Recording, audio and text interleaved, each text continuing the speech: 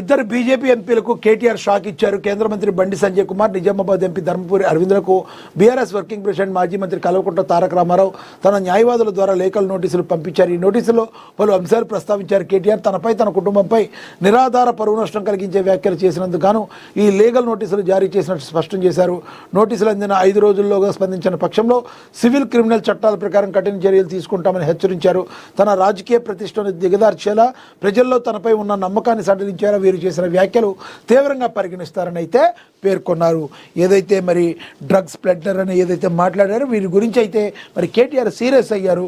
మరి ఏ రకంగా వీరు బీజేపీ నేతలు స్పందిస్తారనేది మనం వేచి చూడాల్సిన పరిస్థితి. ఇక అదేవిధంగా తిరుమల కిటకిట సర్వదర్శనానికి 24 గంటలు ఆ కలియుగ దైవం వెంకటేశ్వర స్వామి కొలువుదీరిన పుణ్యక్షేత్రం తిరుమల భక్తులతో కిటకిటలాడుతుంది.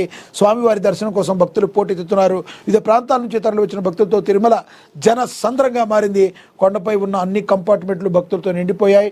టోకెన్ లేని భక్తులు 24 గంటల్లో సర్వదర్శనం అవుతుంది టీటీడీ అధికారులు తెలిపారు. మరి మనకు తెలుసు కలియుగ దైవం వెంకటేశ్వర స్వామి, మరి ఆ స్వామి మీద రాజకీయ ఒత్తిళ్ళు ఎట్లా ఉన్నా ఎన్నొచ్చినా ఆ స్వామిని నమ్మకం కోల్పోరు ప్రజలు. ఎందుకంటే కలియుగ దైవంగా మరి పిలిస్తే పలికే దైవంగా వెంకటేశ్వర స్వామి ఎంతోమంది ప్రపంచవ్యాప్తంగా భక్తులు సంపాదించుకున్న ఆ దేవదేవుణ్ణి చూసేందుకు భక్తులైతే మరి ఆయన దర్శించుకునేందుకు కిటకిటలాడారు. మరి సర్వదర్శనానికి 24 గంటలు పడుతుంది.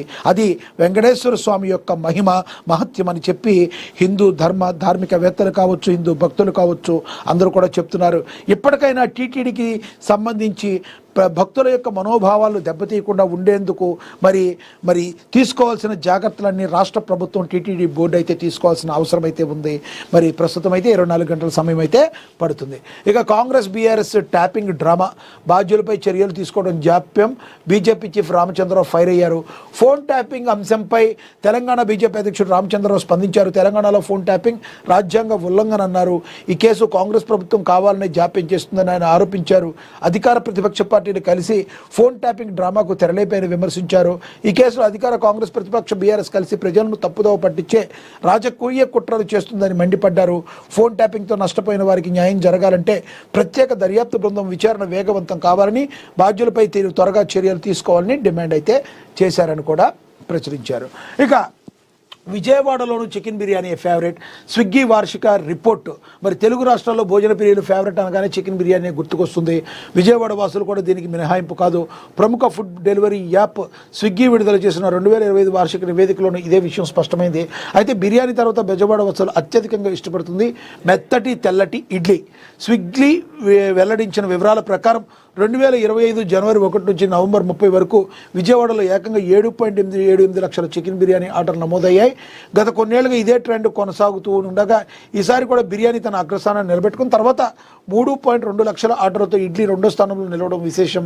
సాధారణంగా టిఫిన్ ఐటమ్స్లో దోశకు ఎక్కువ ఆదరణ ఉంటుందనే అంచనాలు పక్కకు నెడుతూ ఇడ్లీ టాప్ 2లో చోటు దక్కించుకుంది.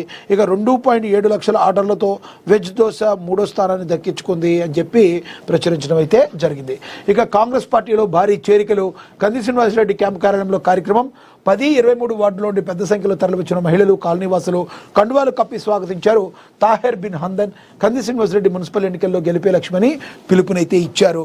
ఆదిలాబాద్ జిల్లాలో కాంగ్రెస్ పార్టీ యొక్క జెండాను రెపరెపలాడించేందుకు విజయమే లక్ష్యంగా ముందుకు వెళుతున్నారు కాంగ్రెస్ పార్టీ అసెంబ్లీ ఇన్ఛార్జ్ కంది శ్రీనివాసరెడ్డి. మరి ఎంతో కాలంగా 3.5 సంవత్సరాలుగా అక్కడ నిత్యాన్నదానం చేస్తూ మరి అక్కడ ప్రజల యొక్క ఆకలి బాధలు ఉండకూడదు అని చెప్పి ఆయన నిత్యాన్నదానం చేస్తూ అక్కడున్న ప్రజలకి ఎంతగానో దగ్గరయ్యారు. అదేవిధంగా చెప్పాలంటే మరి ఆరోగ్యం కూడా ఇంపార్టెంట్ అని ఉచిత అంబులెన్స్ సేవలను కూడా ఆయన స్టార్ట్ చేసి మరి అక్కడున్న ప్రజలకు తమ యొక్క కష్టాలను తీర్చుకునే దేవుడిగా ఆయన మన్ననను పొందుతున్నారు.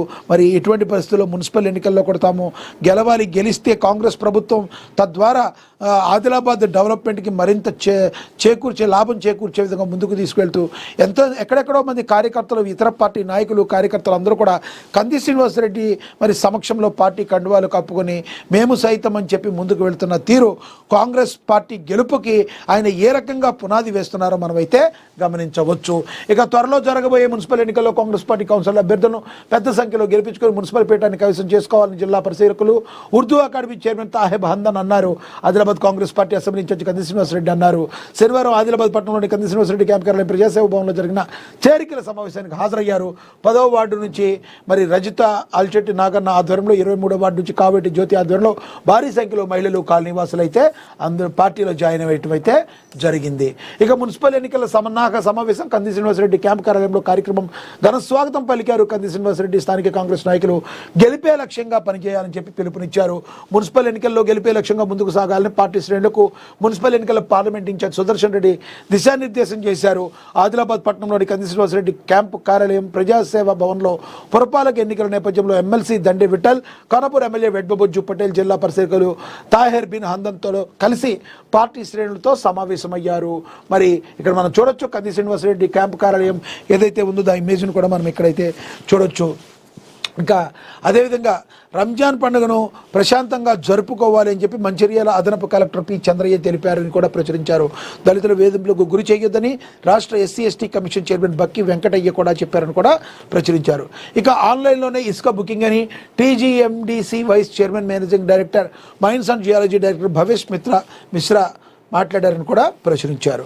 ఇక మనకి తెలుసు చట్టమా చమత్కారమా, మరి చట్టం చమత్కారం విచారణలో చేస్తుంది ఎవరు, విచారణ ఎదుర్కొనేది ఎవరు, సిట్ విచారణ న్యాయ పోరాటమా, మరి లేక 2 ఏళ్లైన ముగింపు లేని ఫోన్ ట్యాపింగ్ కానీ మరి ఆర్టికల్ అయితే రాశారు.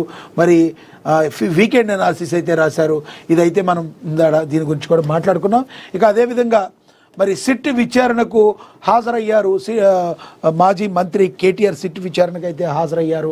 మరి హాజరైన తర్వాత ఆయన మారిన దృశ్యమని, అదేవిధంగా నేనే సిట్ అధికారులు 100 ప్రశ్నలు అడిగారని మాజీ మంత్రి హరీష్ రావు అన్నారు.